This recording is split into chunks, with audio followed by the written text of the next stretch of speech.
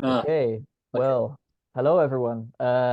So I have this first upload probably that we're gonna officially do because usually Peter and I have been appearing on other people's streams or podcasts, but we reached out to each other and then we realized that neither of us really have any of this going.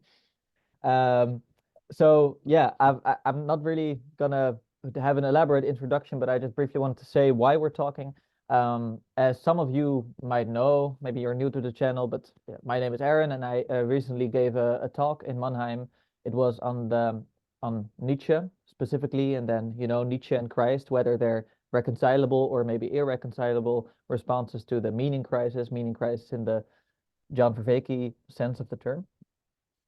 That's online. You can find it, I think, I think it's the Flow in the Dark um, channel where you can find that. And then there's also a panel discussion there. And Peter saw that, and Peter is very much interested apparently in this subject matter because he's kind of, well, at least so far we've talked only a little bit, but it seems to me that he is somewhat of an expert also, especially Schopenhauer. And then he also mentioned a little bit Kierkegaard and Hayek. Mm. And then to some extent also, like you obviously know your way around Nietzsche, Kant, like these types of thinkers. Mm. So it caught your attention perhaps more than the average person in this little corner, um, because they might have a more marginal interest in Nietzsche. Mm. And then, yeah, what was kind of great was that at around this same time, you've been having this conversation with PVK, Paul van der Klei, on his channel, which everyone can also go see. I think it was uploaded last week, which is also super interesting and kind of gave us an introduction to Peter. So we're really going to go like a little bit past the introductions because I think, um, we think, we're not sure, but most of you will see this. There might be very few of you, but most of you who will see this will probably have had an impression of either me or of Peter, and otherwise we can refer you to those other discussions in which we'll all be introduced. Um, so yeah, look, would you like to say anything maybe about that discussion you had with Paul, that conversation? Yes, maybe I can start there. But I would even say my interest in your talk goes even beyond the occasion when I recently watched it. Mm. I was interested in having a conversation about Nietzsche as well as Schopenhauer even before I saw your talk, and it was much better than I expected. I found it very interesting, and I think there are many reasons for this. I think our corner and the topic of the meaning crisis is very much related to both Schopenhauer and Nietzsche. And Schopenhauer is very much famous for having introduced, well, he's not famous for many people, but for those who know him, they know of Verneinung des Willens zum Leben, the negation of the will to live. And that is something to which Nietzsche reacted very much. And I think he has very much coined and introduced alternative options so much that I usually even joke that it was somewhat like the moon coming in front of the sun and thereby darkening what light of Schopenhauer could have, yeah, really Yeah. covered the earth. And whether he is the bigger or the smaller one of the two doesn't matter. But the picture, I think, is clear. Hmm. And so it was interesting to me what has been lost, what has really gotten through, and what is maybe one of the things where Nietzsche has had achievements that we do not recognize because it is so usual for us to just accept that perspective. And of course, I was interested in Schopenhauer for a very long time. And now going back to the talk with Paul van der Klei, it was very much about one of his dialogues. And that is the dialogue on religion, which is, in my opinion, one of the starting points, even for Nietzsche, and why he has come to the conclusion we must do different. We must return to another form of morality because the first attempt of solving this kind of, nowadays we call it meaning crisis, but the first formulation of the kind of problem is included in the dialogue. I will not go that much into the details, but he really saw the problem, and Nietzsche saw that problem and saw much better and much clearer than Schopenhauer, I must admit, what the implications were. But he was really the one who made it as clear as possible, and it was no longer possible to ignore it. This, on a few pages, I think the great achievement of a thinker lies in having a big problem and compilate it to a few pages. And he really gave that and brought it. And when Nietzsche read it and said, okay, this is very understandable, but I think we have to do different. And I think there is a problem, you are right, but what you are saying, Schopenhauer, is not the right approach. And I think based on that, there have been many decades throughout in which Nietzsche undertook maybe the Schopenhauerian problem, we could say. Right, yeah. And it's also like for Verkey, he refers to Nietzsche as one of the prophets of the meaning crisis, right? Who could foresee sort of the meaning crisis coming about. But I think you're making a good point, and I think like at least most Nietzsche scholars will agree that, you know, Nietzsche didn't really come out of the blue, right? Like he is, first of all, like he comes from this Lutheran background. So that also shows that, you know, if Lutheran Christianity is going through its problems, let's say, to put it mildly, in the 19th century, he is part of that tradition and responding or reacting against that, but then also finding, you know, interest in romanticism that he finds in someone like Richard Wagner. And Richard Wagner obviously was also Schopenhauerian. So then, you know, you kind of get the metaphysics, and you kind of get like it's like a perfect storm of all these things coming together. And to that, like we see someone like Nietzsche respond. And by the way, also at a moment in time in which arguably philosophy, at least in Germany, wasn't that big, like right, like we, you know, you had Kant was enormous, and then you had Hegel who was enormous, and then you had exactly, and they had Schopenhauer, and no one at his time really read or listened to Schopenhauer. And then later on he gained some popularity, but really like there was this time even before like post-Kantianism at the end of the 19th century, and that's really where Nietzsche is. So he's really at this moment in time when, you know, like he's like there aren't that many philosophers who he is in dialogue with, you know, also because he's not that well read and well known. That obviously doesn't help. But you see what I mean, right? Like there's a strange time. And yes, I think everyone has to acknowledge the immense influence that Schopenhauer has had just for, you know, I think one really big deal, which obviously also made an impression on someone like Freud later, is like that, you know, this rationality, like we're really, this is really overrated. You know, it's far more important to look at, let's say, the irrational impulse that are driving us, that driving energy that is far more important. And that's at least like the Wille zu leben, which you're talking about, like the will to live, as opposed to like then, which then rebranded to the will to power in Nietzsche. If I may draw another line, parallel line to this, because I had a book that when another person and I were together reading, it is Der Mut zum Sein, The Courage to Be by Paul Tillich. And one of the things that he really emphasized with regards to what you were stating right at the beginning, it is a Protestant movement. And Luther was one of the first people to realize the big problem, how to solve it, how to have the faith without the connection to the church. And you also mentioned my interest in Kierkegaard. It was really distinct and was separated, the possibility to have faith and to have faith in the eye of God without necessarily belonging to the institution of it. And it became radicalized in Kierkegaard, especially there. But we had a problem originally with Luther. And what is really interesting in Paul Tillich is that he emphasized that there were ideas with regards to, you might call it psychoanalysis, but it was always related and embedded within the literature and always within the community and maybe even the monks, even with them and their involvement. We know, for example, that depression was a huge topic among monks who were for a long time maybe in solitude, and the varying and the bearing of their thoughts was too much. And so they were talking about those things, but they were only talking, according to Tillich, about it within the community.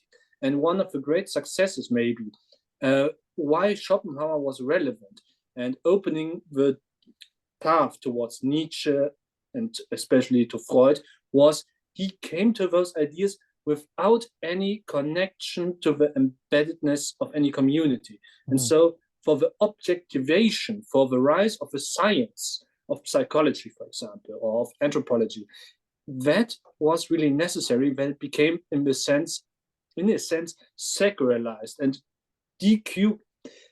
I try to coin a word here, without a community, and you really got the detachment of a community, and that was a necessary step, I would say. Right. Yeah. No. It seems like that. Sorry, we have a a flock of birds flying over, which kind of caught my attention. But No to problem. go back to what you were saying, that it does, like I heard about Schopenhauer, you could probably confirm this, like that at some point when he was advised to study philosophy, that it was like, okay, maybe just focus on Plato and Kant. So more or Yeah. less, right, he read Plato and Kant, and then you really see Mm, that like his system kind of consists of this combination of the two of them, but also responding to the problems of his time. So therefore inverting both of them. So kind mm, of what we already talked about, right? Like that for Kant and for Plato, you could say that rationality is obviously of stellar importance. And then for Schopenhauer, you could say like, well, actually that's mm, even that, like, mm. like the noumena in Kant, like the Ding an sich, the thing in itself, as well as obviously like the Platonic forms, they're even like covering this far more Mm. fundamental, not so rational, not so beautiful structure that is really at the core Yeah. of life, right? Am I correct in that or not?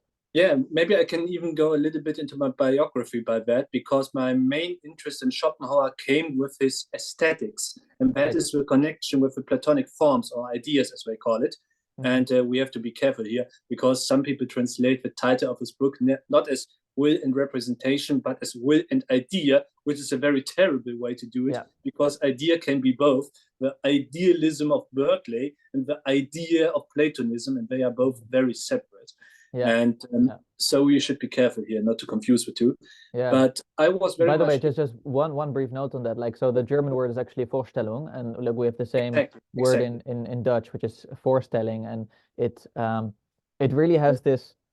It has several connotations, right? Like I can introduce myself to you, like I kan mezelf voorstellen aan jou, Yes, which is I kind of like like the that translation notion. of encounter very much Yeah. in some cases, but it Yeah. is also the being present in front of you. Right. There is for, in, front, Yeah. Stellung, the positioning of it, Yeah, or exactly. something. And Exactly. that And is something that's very also why a theater piece is also a voorstelling, at least in Dutch it is like yes, so yes, to go via een voorstelling. So I'm just saying like this is very different from what we yeah, usually associate with either ideas or representation, but I still think we can agree that yes, a representation is a far better yes. translation than ideas. Yeah. Yes. And there is a strength and also a weakness in the third book of his will, word is will and representation.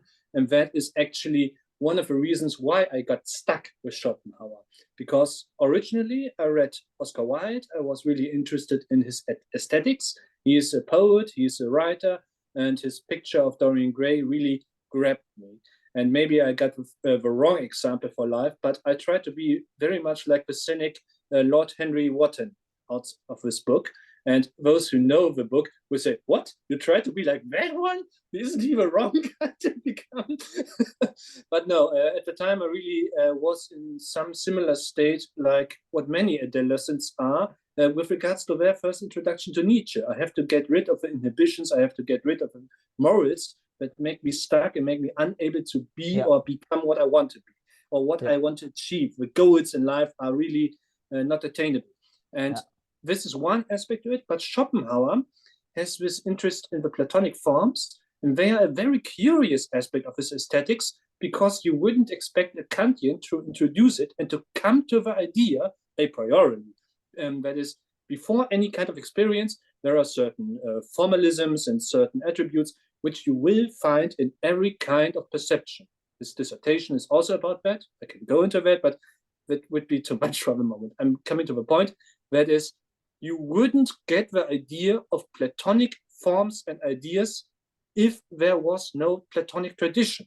And so that is a very strange particle of his system, because you have this idea, will and representation. Okay, those are two main parts. Many people say, and thereby simplify the thing, I think, in a wrong way. And I also would say, people like, for example, Brian Magee would point out, strange, we also have the Platonic ideas, and they are a third element, and they do not really fit into it. And why do they not fit into it? And that is something which builds up into one of the strengths and weaknesses, which then led to the possibility of Nietzsche saying, we have to depart here. We have to depart here. And I'm going to explain it right now. When we have someone like Newton, and later replace him with Einstein, the best verifiable theory in history, with the greatest successes ever. That was a revolution based on Einstein, who read Schopenhauer, and I have some reasons to believe that he really was of opinion there are some things that are a priori there, but empirically we have to really recognize that there can be some assumptions introduced which are of empirical nature and which justify that we have natural sciences as distinct from the a priori structure as explained by Immanuel Kant. Yeah. And there is really the basis for. Let me just briefly interject, because like, so I'm following what you're saying, and I'm gonna try to like re-explain it in such a way that hopefully it will be both helpful to the viewer listening, and then also that you can correct me if I'm wrong, right? So like, because indeed for Kant this was very important, right? Like Kant was trying to find a basis for the natural science, like so many philosophers at this time were doing.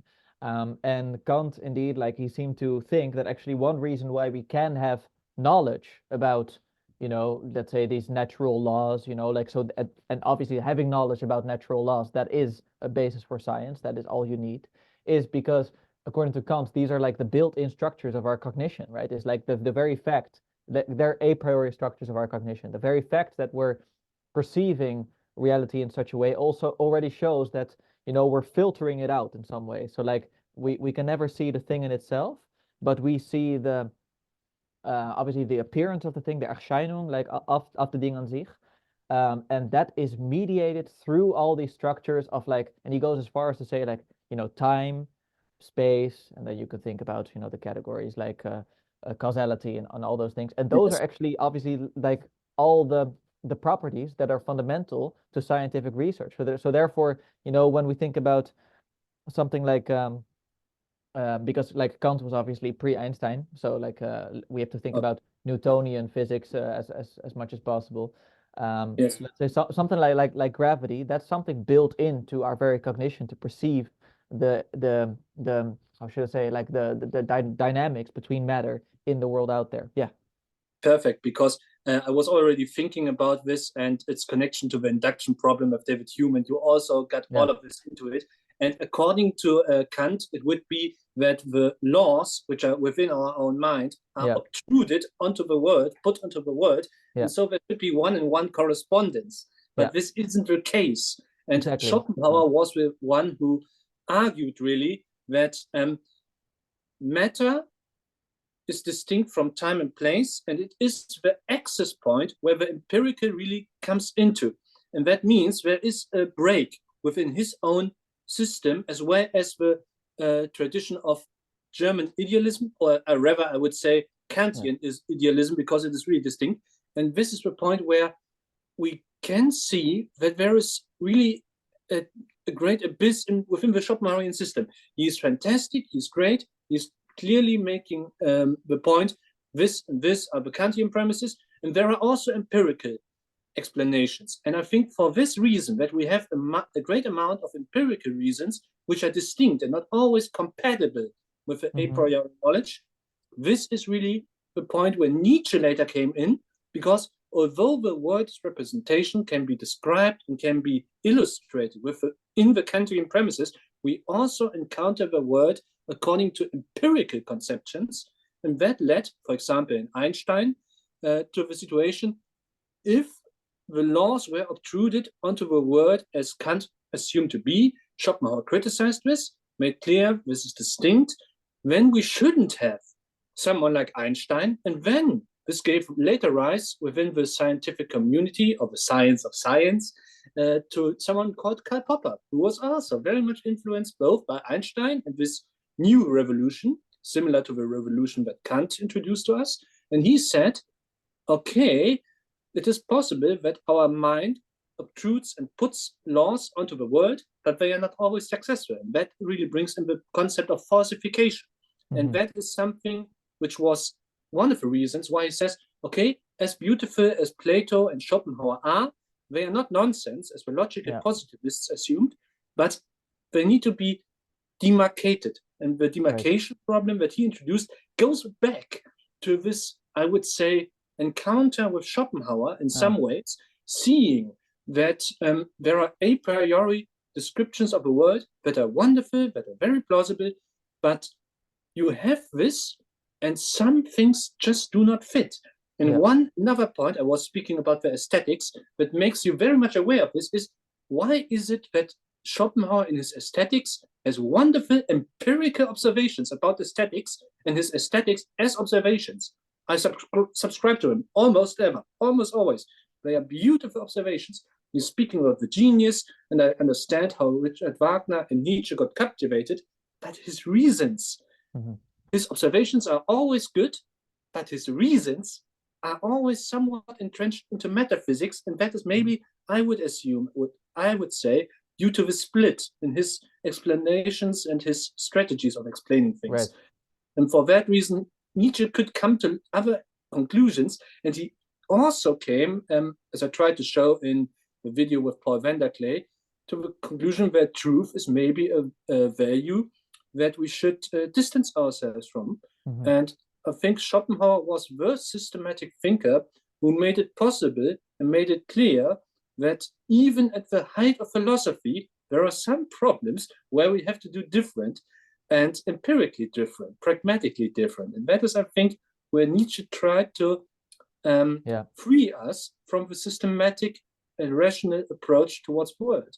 Yeah, it's good. So this is really fascinating. Thank you for kind of, I don't know, expanding on this so much. And I also, like, I think you see in Nietzsche, like in his earliest works, he is still also, like, let's say, in that more aesthetic analysis, right? Like if he looks at the ancient Greeks, and then, you know, the Dionysiac and the Apollinian, and he sees really like this more, almost like a rationalistic aesthetic approach to it. And then later on you see that he kind of becomes more influenced, I'd say, by, let's say, the French empiricists. And if I'm following your point, you'd actually say that's actually somewhat consistent with Schopenhauer himself, because Schopenhauer started off more as a rationalist and then allowed for more, let's say, empirical influence into how we see the world, right? That's very funny that you are mentioning this, that you would describe Schopenhauer as a rationalist, because this is a point a great many people would disagree. But I think you're right in pointing those things out, because the later we come into the books, the more we come into the later books and stages in Nietzsche's works, the more he has really abandoned those things and really tossed away those things. And the will to power is one of the most obvious examples. I call it the most successful rebranching of any kind of metaphor ever, because the will to live, I think, is a conclusion you can only reach with the more rationalistic approach that Schopenhauer had in the beginning of his dissertation, which is very much distinct from his most famous main work. But he always says, you also have to read this. And the first time I read it, I was 16 years old. I was of the opinion, what? I have to read this as well? But I already paid for this Ricœur book, which only cost me €10, but I was unwilling to pay more. And so I said, I'm not so stupid that I need this other dissertation. I'm just going to read that. And then later on, it came in some paradoxes, as I have described. This is due to the a priori and a posteriori structure in his explanations. And I was of the opinion, it doesn't make sense to me. Why is he arguing in this case? And so I bought the dissertation anyway. And there he unfolds what he calls the fourfold root of reason, the vierfache Wurzel des Satzes vom Grunde. Yeah, so the sufficient reason, right? Yeah, sufficient. Thank you very much. The fourfold root of sufficient reason, very important aspect. Thank you for that. Because many people give explanations, but they are not as specific, so that they could be sufficient. So when I listen to many people talk about this or that, they give reasons, but they are not always sufficient. And that's, by the way, probably maybe your potential complaints about some corners in this little corner, that we all give reasons, but maybe they're not always sufficient. And by the way, Nietzsche makes the same point, and he repeats it without quoting Schopenhauer, but those are exactly Schopenhauerian arguments. Where would you say he repeats the point? I'm curious. Or how, in what way? Motive, or was it the tragedy? Of course, the tragedy has this aesthetic appeal that you mentioned. I know he does cite the principle of sufficient reason in The Birth of Tragedy, but then I do think he refers to Schopenhauer kind of like a great deal. And before that, but not the bad connection. Yeah, exactly. You're very right. He really refers to him, but not in this particular connection. I think he just takes it for granted. Maybe it's even in his fröhliche Wissenschaft, his happy science, or the gay science, I think it is translated. Yeah. And I have to look it up. Maybe I should have better prepared myself. Just kidding. But Nice. but I think really that there he takes it up, and also he comes to the same kinds of criticisms with regards to religion as Schopenhauer did. And so those are things which he takes with him, but Yeah. he throws the ladder away later on. With Wittgenstein, who also was quoting Schopenhauer in this regard. The Wittgensteinian ladder is something he got in part from Kierkegaard and Schopenhauer. Yeah. You can read that in some of his texts. Yeah, no, that's fantastic. And so obviously, like, I want to see whether and if and what and otherwise why not this connect to kind of what I've been talking about in Mannheim. So obviously, like, I also relate the Nietzschean criticism of religion, but I guess the argument that I'm making in a nutshell is that that criticism is one side of a far larger project of Nietzsche, which is actually far more engaged with religion on the whole, right? Like with at least a religious attitude towards reality. And that in some sense, obviously, like Schopenhauer is doing that in a very different way because he is far more Buddhist, I guess you could say. Like he's far more about negation, if I can say it that way. And you can maybe correct me. And then someone like Nietzsche will be far more about like, no, like we need to assert ourselves, right? Like, and we need to really fully like embrace this reality that's here. And in that sense, I think you already mentioned before, I'm not sure if it was in a talk with me or with Paul, but you said like in that sense, Nietzsche is already a little bit more Christian because he wants to like kind of like, like God becoming man on earth, right? Like you want to engage with the world. You don't want to step back from it. Yeah. I think it was with Paul where I mentioned that it is just like Adam, the first human being, got the breath of God, breathed into him. So the human being of our time should be Dionysian, should be drunk, and should be able to ignore a large part of a word that is possibly contradictory to what we otherwise know. And this goes back to the split of a priori and a posteriori, because it sometimes can be that we know something to be true about the world and the Copernican revolution. That is not the Copernican, but the Kantian version of it. Yeah. And then we know what we have learned from the Enlightenment, and we have to ignore it. And that is, in some sense, a contradiction within our own mind.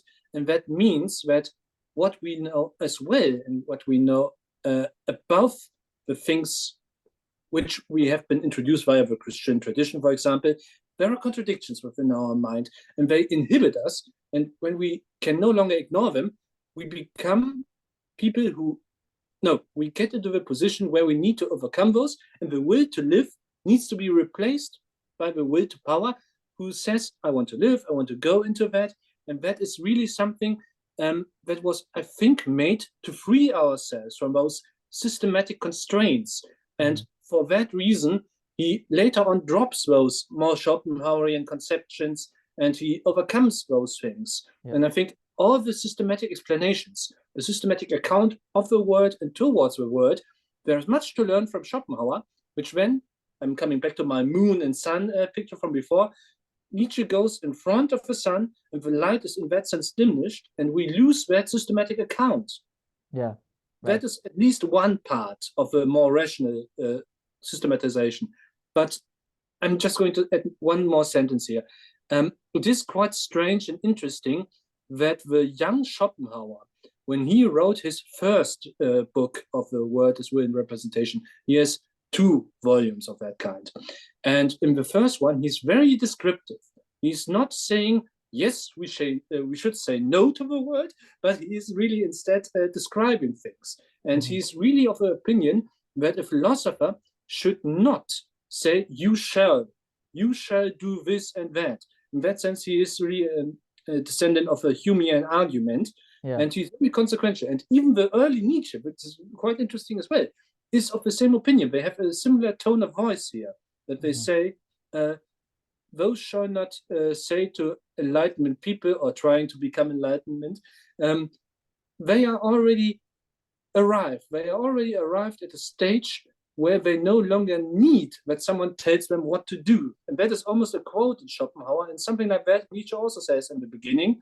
And then later on in his second book, The Word is Will and Representation, where he's maybe in his 60s, 70s, 70s, I think, there he becomes more strongly willed, and there he changes the tone of voice and also the way of reasoning, I would say. Really interesting. Okay. Yeah. I didn't know that. I by the way, like I always learn to be suspicious whenever a German says I only need one sentence, because usually Germans take up like a few pages with one sentence. So, but I'm happy to grant it to you because it's very interesting what you have to say. Okay. Yeah. So I by the way, I do wanna. I also would like to make like slowly at least make a switch to what you think could be like, let's say, the importance of these insights for what we're kind of discussing, in Yeah. what is often referred to as this little corner. So let's say this strange subculture that is growing in YouTube with people who are interested to discuss religion and spirituality and philosophy and the like, and kind of a strange submerging of it, which is very, not following a set of rules and kind of, interested in how it emerges. But then there's also an implicit ethic to these conversations, like, we're Yes. talking a good faith conversation here. So I'm curious, like, what do you think could be relevant there in that Schopenhauerian analysis? Yes, I think you're very right. There is a tacit ethic, and it is both within Schopenhauer and also within the corrections of Nietzsche. What I would say we all can learn and become more conscious of is really what has been shifted, what is in Nietzsche that we may have critiqued or may have gotten from him, but has tacitly been approved without our noticing it. And for that reason, whether you want to agree or not with Schopenhauer, with Nietzsche, we should at least, I think, if we are willing to learn about the tacit shifts. And when we do that, we become a more broadened perspective. And so for that reason, I would say we have the meaning crisis as a general diagnosis of our modern culture, but we have inherited a picture and are maybe more or less blind to some of the aspects. Right. And to open the second eye, so to speak, I think we will have the need to come back to the both of them. And so we can learn a lot from the two of them by learning what has been tossed away, Right. what we have otherwise left out, and why it has been left out. Yeah, What yeah, were the reasons yeah. and motivations, as Nietzsche says, even for Yeah. Nietzsche himself?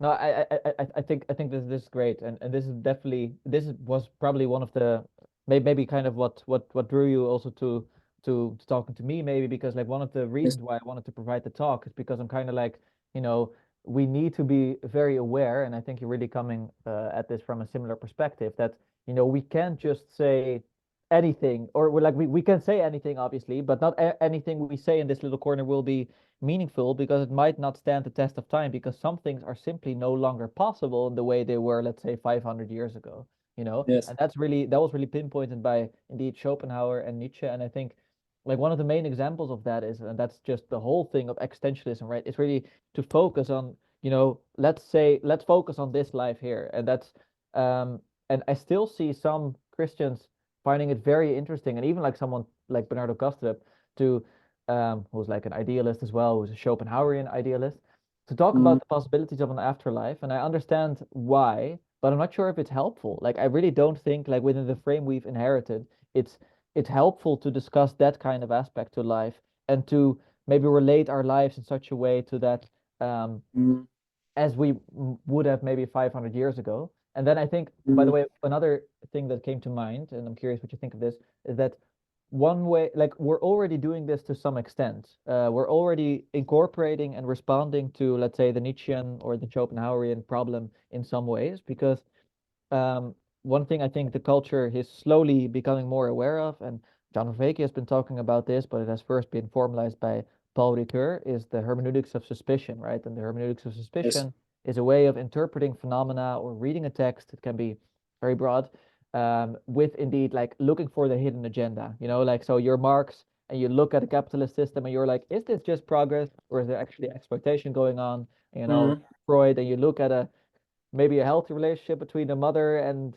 her son, but you're like, oh, maybe there's actually some sexual tension going on. So, or maybe, they actually want to murder their dad, like, so it's all those perverse motivations that mm, are kind of sought after. And with Nietzsche, you obviously have the same with regard to both mm, morality and truth, mm, to just name two fundamental things.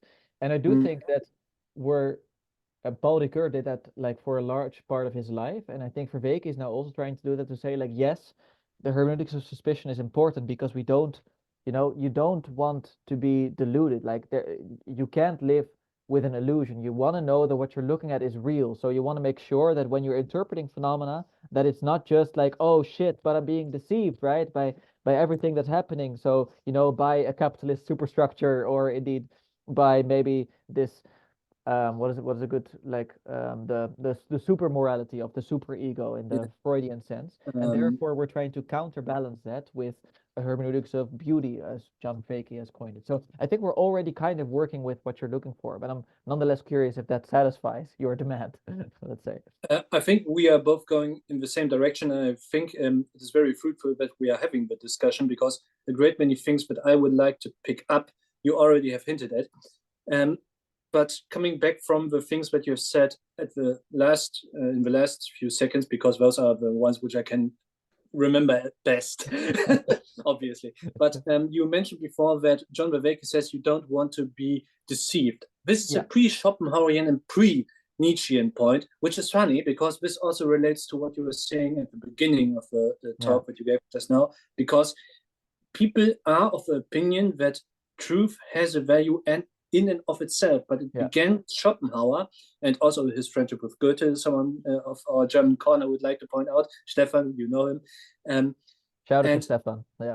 Yeah. And there is this strange relationship between truth and knowledge and the possibility how to relate to the world, because some truths we have to toss away, or otherwise we inhibit ourselves and thereby become unable to engage with the world.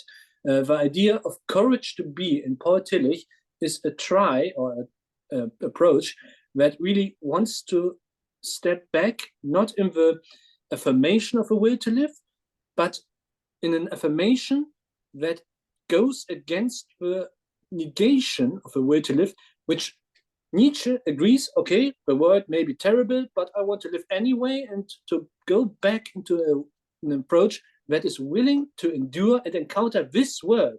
This worldliness is something that you also pointed out, because you said within the corner we have people who are willing to rework the faith, and I think that there's something very strange that is happening right now, because not only are the people of this corner very educated, they are educated in a way which ignores the results and the knowledge that has come with Kant, with the Enlightenment in part, but they delude themselves as well. And they are very effective in this, and they push aside the education of that part, which I think is something that doesn't need to be the case, but there is a very big concentration on the early antiquity, on the early connection between Christianity and the Platonic or Stoic tradition. And I think the wounds that the Enlightenment gave to the religious world and the religious people have mostly healed. They have returned to a self-confidence, which is interesting because Nietzsche, as did Schopenhauer, interpreted the world immanently, empirically given what is there and what is not there. And Nietzsche was then coming to the result of the conclusion, this worldliness, despite everything I want to live. And you also have the idea of the ever returning rebirth of things. And this is really a seemingly materialist, immanent position without any reference to anything outside of it. I would put it like this even. I would go as far as to say, if we had a sphere within everything is contained and there is the transcendent outside of it, then the Kantian premise was all our epistemic assumptions are only limited to what is inside of the sphere. And everything outside of it, we can no longer affirm. We could just believe only as regulated principles, at least, or maybe. And we now do not necessarily use them as regulative principles, but many people who return into the older traditions of Christianity, they affirm it. They do not take the word only as this immanent or as this isolated word, which really contains everything. The world is everything. That is the case, Wittgenstein says in his Tractatus, for example. This would be a way of putting it. And it is not all the things, but it is all that is the case. The fact is different from the things out of which the case, the effect consists of. And that is really something else. And I think we are getting to a position where the people of a faith have the confidence to really ignore what in the 18th, 19th century happened. They have become very educated, they are very educated, but they sometimes willfully ignore and blind themselves with regards to some things. And I think we can Okay, wait. So, even if they don't want it.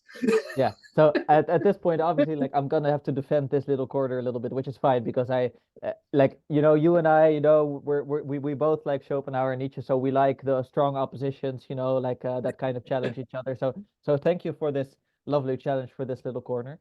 I would say that in some ways, like obviously, like I do have to agree with what you're saying because I think this problem already like shows up with an intellectual like Jordan Peterson because he is seemingly like he's very well read in the psychologist. So like in let's say like you could say in Nietzsche to some extent. He's not like a Nietzsche scholar, but he's read Nietzsche, he's read Jung, he's read Dostoevsky, he's read some Kierkegaard as well, and combining all that, you kind of get this kind of post the Schopenhauerian problem and much more into indeed like how do we now deal with it, but he doesn't really tackle the problem as much anymore, like at the core of it. And then I totally do agree with you that lots of this corner is then focusing back on, let's say, either, the denominational splitting that happened around, like, let's say, the Lutheran era, or at least all the way into antiquity, what happened between Neoplatonism and Christianity around that time. Nonetheless, I do want to also like defend a little bit why they're focusing less on people like Kant and Hegel, because to some extent, and you can see this in the analysis shared by John Vervaeke, but I think this is also present in someone like Jonathan Pajot, is they look like let's say most at the what do you call it, like the Middle Ages, so the medieval period, where they find some of these medieval philosophers or theologians like Willem of Ockham, who are really like, let's say, the first nominalists. So you already get this first split of like the world in itself being basically unintelligible, but then we can form concepts around it, and that's really where the intelligibility lies. And that's more or less already like, let's say, a proto-Kantian move. And then that goes on to like then that, let's say, a theological insight combines with indeed the actual Copernican revolution, where it's like, oh, like we really thought that the sun was revolving around us, like let's say that the universe is literally revolving around us, but that's not true. We are revolving around it. And that kind of shows, right, like that we are, from that point onwards, we are already scared like that we're being deceived, to go all the way back, and therefore they are in some ways paying attention to this because they're keenly aware, like, yes, we can't say that the world as it lays itself out is self-evident anymore. Like we're constantly aware that we're possibly being deceived about it. So I do think they tackle with this problem in some ways. What do you think? I think your recapturing of my challenge is very appropriate. And I think maybe the shadow of the dwarf is bigger than the dwarf itself. And so I'm just trying to irritate the people so that they really accept the challenge, and then they have no fear and they just You're go. right. Let's hope they make direction. some good response videos. That's great. Yeah. But yes, I agree. It might very well be that there is not so much to take out of the belly of a whale as maybe I have hinted at, but at least a few of the things should be rescued. Yeah. But I think there is one aspect that is again mentioned in what we have already discussed, that you are already saying the people like Anselm von Canterbury, the other people, they were part of a tradition, and that is actually the problem, because just as the psychoanalytic tradition and ideas are not objectified in an own scientific approach or an own tradition, which is distinct from the community, so also a lot of the knowledge is implicit or tacit, and that means that if we want to have it as explicit knowledge, we may lose out on propositional forms of the knowledge, and then the people come and say, but we don't want the propositional knowledge because our important point is now to re-enchant it. And I say, yes, for now, but I am saying let's prepare for the next step. And what we will need, not maybe at the point now in time, is the preparation for the next kinds of problems. And I think what is really relevant with regards to Petersen, Vervaeke, and others is we have a great amount of very educated autodidacts. They all are very dispersed. No one is involved with everyone, but they all follow their clues and they follow their direction. And when we put out as an offering something, we put it out on the table like a merchant does on the marketplace. We say, we have a distinct position here. This might be an interesting subject for you, and you can also take it up or ignore it, but you at least know it's there. And at least knowing that this is there is very important. And the most important thing for me is it is distinct from a community. What a liberal society consists in, and that I'm very aware and proud of, is that we are not necessarily following in the tradition into which we were born. The group and the ideas that I can have as an individual become detached. And I think this is not only a success of the scientific tradition, but it is also a success of the Western way of life. And what I really often encounter within the community of a little corner is, they of course do not say it like this, I'm of course exaggerating, but there is an implicit tendency to really say, oh, all of what liberalism, we are not talking about the woke stuff, we are talking about classical liberalism, classical liberalism. And all of what they did is only due to the religious successes that they had, and they really only took up what the religious people did. Okay, we no longer need liberalism. Let's go back to Christianity.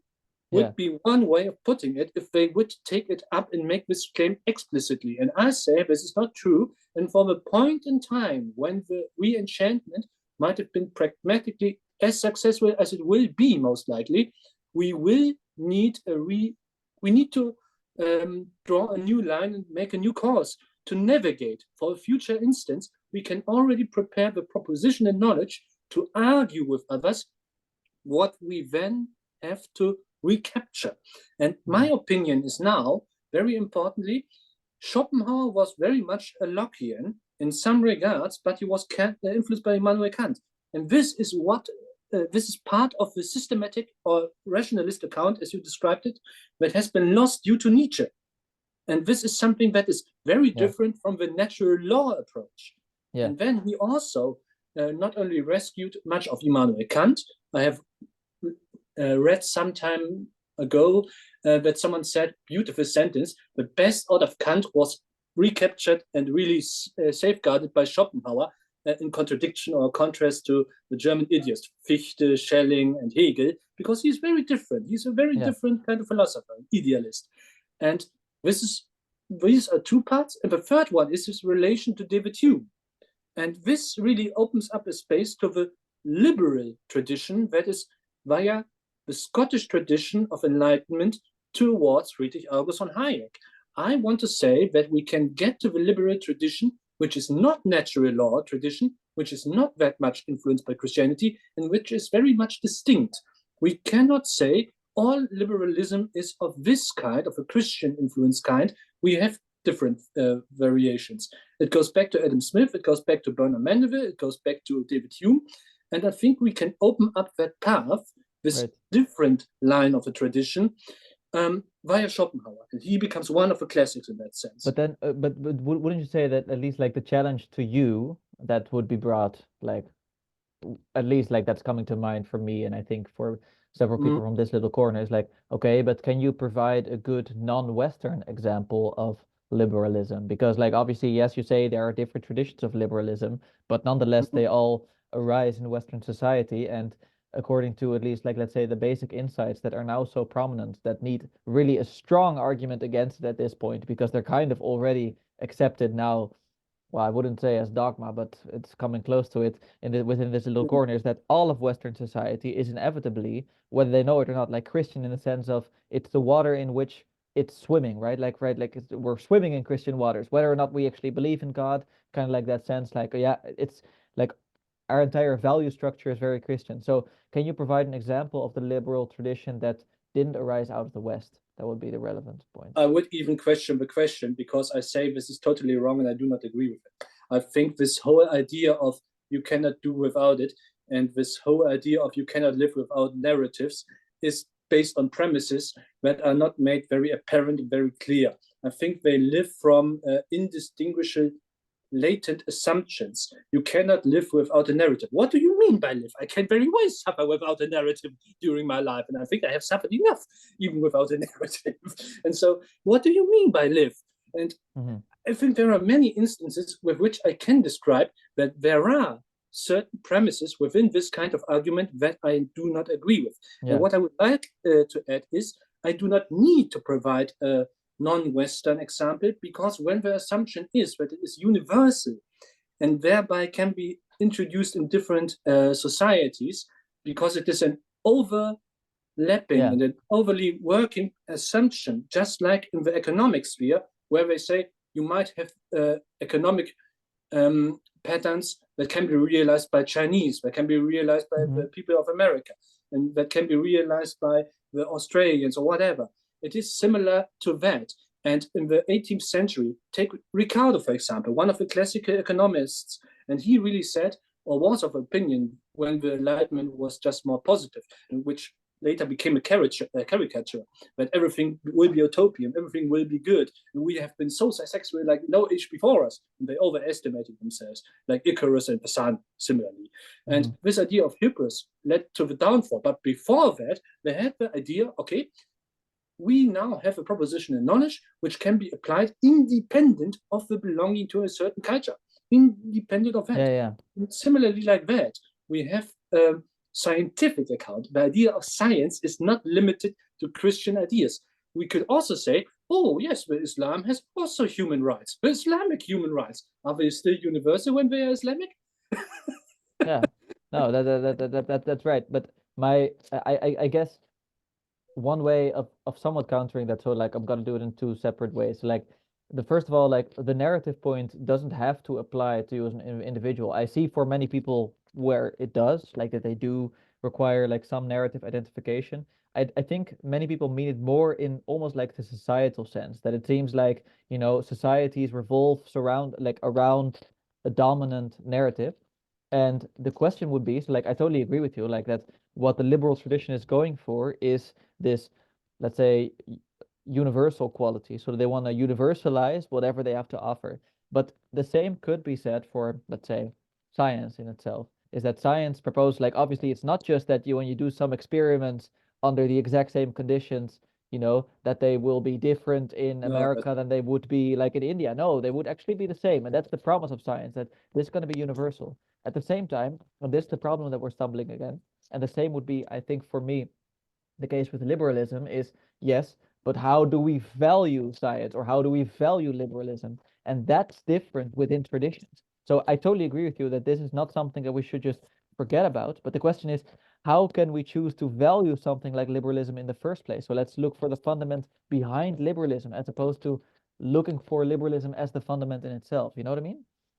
Yes, I do see what you are arguing for, but what I'm saying is really that we have a domain of ethics and ethical problems which are not part of a community, and which are larger in the sense of being part of a spontaneously grown up institution or order, and that is separate.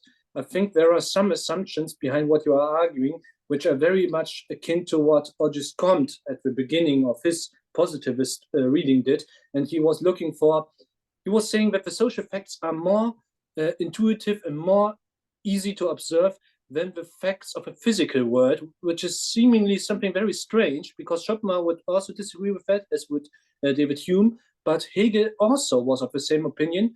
And so there is this assumption, as many people would say or argue again nowadays, that the social facts are more real than the physical facts, and they are at least different, that we can say. And there is also an assumption behind it, which we can also discuss. So this whole stance that you're describing as an attitude towards what Kierkegaard would call Aneignung, that we could make it our own, is really something that is also the perspective of a participant and not of an observer. I think they all are very interested in becoming an existing part of something. But this is really what I'm saying. Our tendency and our re-enchantment program that we have now within the corner is possible only due to the neglect of other things, which we will later need to come back to. And that is really what I'm saying. I say we are in a meantime where what you are arguing for might be very well necessary, but we will have to toss it away at a later point. And I say it has its uses, I say it is relevant, but I think the community will become so strong, or might become as strong as it gets, that they will largely forget or push aside what we also could know of the word, and we will need those arguments, especially when the friend-enemy distinction of Carl Schmitt comes back. And what you were saying is, how can we get ourselves attached to, for example, the universal values maybe of human rights? I'm not arguing for that personally, but or the attachment towards liberal ideas of freedom, which is, of course, an idea that is detached from a particular group, because it presupposes it. And there we might get into a position that Wolfgang Böckenförde, so famously described. The democratic state lives on conditions that he himself can no longer give to us, or can on its own reproduce. And that is also a topic which we should talk about. And I think for that we need also a liberal tradition, or else we take many things for granted. I see many debates for which we need this stuff to be prepared. And but so it's reserves. I don't necessarily think that people would be critical of reintroducing or revaluing the liberal tradition. I think they would be suspicious, unwilling to make the effort, and I see that the effort is not welcome when one has to do something else and is interested in other things. Yeah, perhaps that's a good way of putting it. And I think, I don't know. It seems just that people think, like what you said, like you're right. We can apply propositional knowledge in a certain way. I think what this is, you found also with the 4 Ps of John Vervaeke, right? Like there's more ways of knowing. It's procedural, participatory, perspectival. And the idea would be like that's actually in some sense more fundamental. That would be John Vervaeke's argument. Maybe you disagree with that, maybe, but I would like to hear you disagree with that perhaps in a future talk, because we don't have that much time today anymore. But if that's true, then we need to think about how to, let's say, if I dare say, ritualize a society. So really think of the proper ritualistic interactions you and I, and let's say communities amongst each other within itself might have, to then give birth to a valuing of, for instance, a liberal tradition. But it doesn't seem like the liberal tradition in some ways can precede that, because the liberal tradition doesn't associate itself with ritualistic behavior, or does it? Not necessarily, and that is also one of the reasons for its decline in modern times. I would even say, and go so far as to argue, that due to its non-involvement with an existential perspective or with the life of a community, the liberal tradition has lost its attractiveness. I think really that one of the main reasons why, for example, left-leaning positions have become attractive is because people recognize them in their own society. That really gives them a certain attraction. And this is the same attraction as Pedersen had with his approach. His approach was one where he showed the similarity between the biblical stories and the world in which the people find themselves. It is really this reappearance and recognition of what has been always there but hasn't been seen. And I think that is something that is necessary, and that is really important. But let's not limit ourselves to the liberal aspect, because this is a hermeneutics of suspicion thing. That what is he trying to do? What is he trying to introduce? And I'm saying, no, I put things on the table and you decide what you want. I think of the talks that we have, and as I said to PVK, to Vanderklee, I think of this as a form of diet. What are the things that we want to take in? What have we taken too much of? We all know the hideous pictures of people getting too fat within America, and people laugh about it and find it ridiculous. And then they say, that's too much, you should eat less. And then we have other people who say, okay, you are so, you have lost most of what is necessary to live, you should put a little bit more on those cheeks. And so let's eat more. And I think what we need to supplement, what we want to take in, we decide ourselves as individuals, as groups, and within a community. We can, of course, talk about this, but pointing things out, putting them on the table is distinct from what you were pointing to, and that is the problem of recapturing, recultivating the ecology of practices.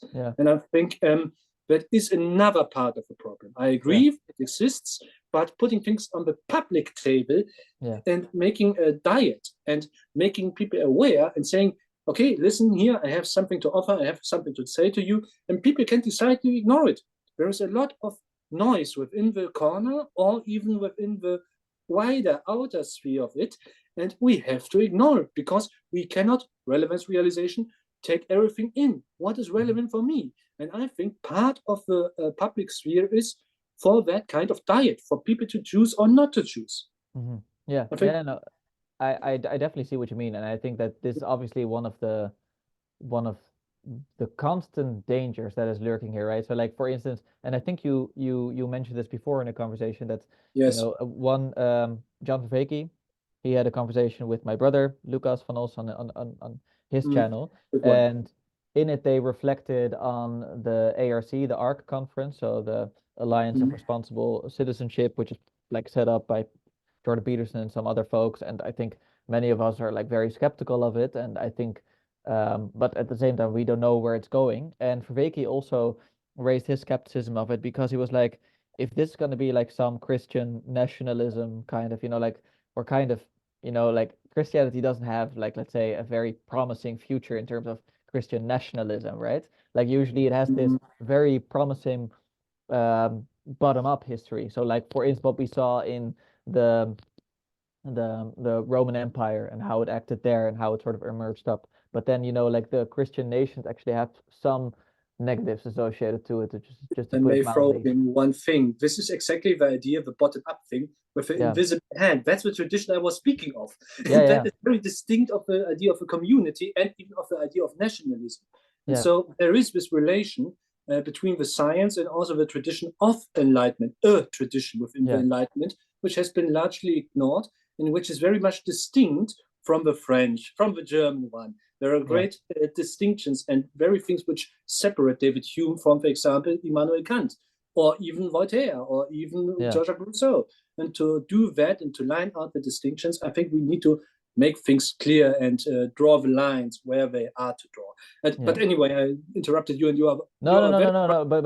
But you are right, because like, Christians, like, Christian thinkers, they do something that is a little bit annoying to Enlightenment thinkers in the same way that Enlightenment thinkers do it to Christian thinkers, because they basically equate the worst of Christianity to Christianity, and some Christians equate the worst of the Enlightenment to the Enlightenment. And that's very weird because the Enlightenment, as you already pointed out, like it's this complex of interdynamic factors and interdynamic thinkers, and you can't really easily say this is what the Enlightenment was about. So I totally agree, and I think this is. I don't think we have like far more time today to discuss it. One thing I would like to bring up is that, as you said, like the leftist critiques or the leftist propositions have been fairly popular, let's say, in the past century, perhaps even like 2 centuries if we go back all the way to Marx, right? And I'm not sure, like, are you familiar with the work of Charles Taylor, for instance? A little bit. I think I know enough that he's Canadian. Yeah, okay. He's Just kidding, Canadian. but yes, please continue. Yes. Yeah, no, he wrote many so he's kind of interesting also to this little corner because he used to be a Marxist, then kind of got rid of that label, and now he is a communitarian thinker, so still kind of in that sense Yes, I see. left political thinker, but he is also a Christian, and one of his most famous works is A Secular Age. And more earlier works, like he really reflected on the problem of, let's say, individualism and atomism, as he calls it. And for instance, in a chapter called Atomism, he reflects on the potential problem with the primacy of rights theorists. So like if we, and that's basically his criticism of the liberal tradition, which would be like, that freedom in some ways is so important that it should be like, let's say, the number one value. And he looks at that, and in some ways, like he has to conclude that freedom can only be in some ways an instrumental good, because he looks at what would happen, if a society actually puts freedom, in the sense of the liberalism, freedom on spot number one. If that would happen, then over generation, it wouldn't be clear how those societies would any longer cohere, because there would be no principle of belonging in which they would then have children and would educate them that freedom would be important, because they don't have that principle on number one. Their number one principle would be freedom. So he's actually saying, like, it would be kind of incoherent to put freedom on number one. It should still be there. It should be like maybe number two or three or four or something like that. But to put it on number one, it's not doesn't isn't clear where the principle of belonging then comes in. there comes into play what I said before, this dietary approach that I was speaking of, because it is ignoring the possibility that people can learn about what to supplement in their own society. I would say he is also not speaking of a society then that is able to publicly discuss, that we have a public forum or an arena, so to speak, and which reorients people with regards to what they took seriously and what they have to take seriously now. I think we do not live in a society that is only orienting itself on the primacy of freedom. I would say quite the contrary. And what they're oftentimes associating with each other is really a certain idea of individualism with the idea of freedom. But the rule of law is very much distinct from this, what other people have called the instrumental reason. And I'm very much yes, exactly. And he's very interesting too, because he is related to our discussion, because Adorno, his other friend, similar like Marx and Engels, formed a pair. So he did too with Adorno with regards to, for example, the dialectic of the Enlightenment. And he was a big fan of Schopenhauer, and Adorno was a big fan of the hermeneutics of suspicion in Nietzsche. And so it is quite interesting to see how different they both came out, and what different styles of writing they had, and how they really engaged with the world. And he was, in a sense, Horkheimer was really more hesitant in his later years. And he said, what could happen with regards to the revolution might really bring more misfortune than it might bring or do us any good, especially in Germany. And that is very fascinating. And I think there is good reasons why he really came back to Schopenhauer in this part. I think there is something in it that made him receive that attitude and the ideas that he had. But going back to what you were saying with regards to the primacy of it, I think Charles Taylor would be right if classical liberals or liberals of the modern times were not so different. So in a sense, he's attacking a scarecrow. And I do not agree with it. I think a more empirical approach, that is of the type which I am preferring, is aware of the need of the things. And I am participating in the discussions, for example, and saying Verweke does very much, that is important. And I think he is one of the thinkers who really points out which way to go. But this does not mean that freedom is the only thing. No, we also have to participate and look for the things that we might want and need. Right.